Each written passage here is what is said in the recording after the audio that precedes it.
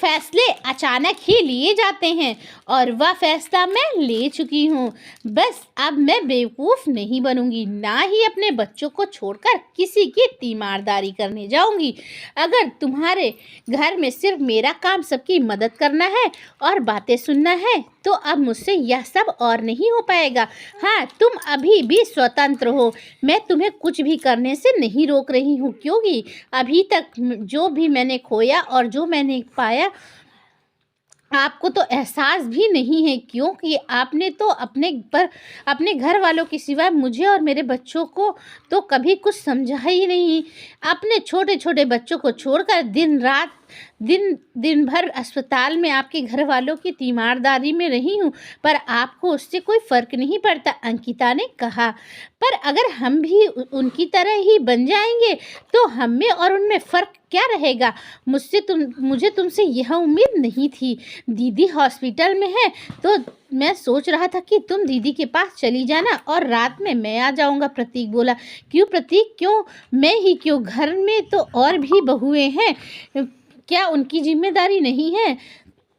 तो फिर जिम्मेदारी मेरे ही हिस्से क्यों? अंकिता बोली। प्रतीक जी, आपके घर वालों का काम सिर्फ अपना मतलब हल करना है। वह यह तो देखते हैं कि जब वह मुसीबत में हैं तो आप उनकी कितनी मदद करते हैं, पर जब हम मुसीबत में होते हैं तब वह यह भूल जाते हैं कि उनका भी फ़र्ज होता है मुसीबत में दूसरे की सहायता करना।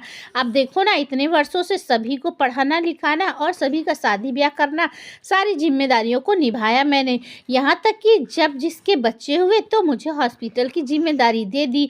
तब किसी ने भी नहीं सोचा कि मैं अपने छोटे छोटे बच्चों को घर में अकेले छोड़कर कैसे जाती हूँ। और सबसे ज़्यादा दुख तो मुझे तब हुआ जब आपके भाई का मकान बनाने के लिए माँ जी ने मुझसे मेरे ही जेवर मांग लिए और आपने भी वह जेवर देने के लिए कह दिया और उन जेवरों को बेचकर आपके भाई का मकान बन गया।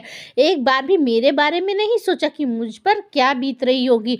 वह तो स्त्री धन होता है, चाहती तो मैं नहीं देती, लेकिन घर में सुख शांति बनी रहे इसकी वजह से मैंने चुपचाप दे दिया। आज मेरा बेटा साल भर से बीमार है, उसके लीवर में इन्फेक्शन के कारण हम लोग उसका इलाज कराने के लिए कहाँ नहीं भटक रहे हैं, लेकिन कितने दिन से अस्पताल में भर्ती भी रहा।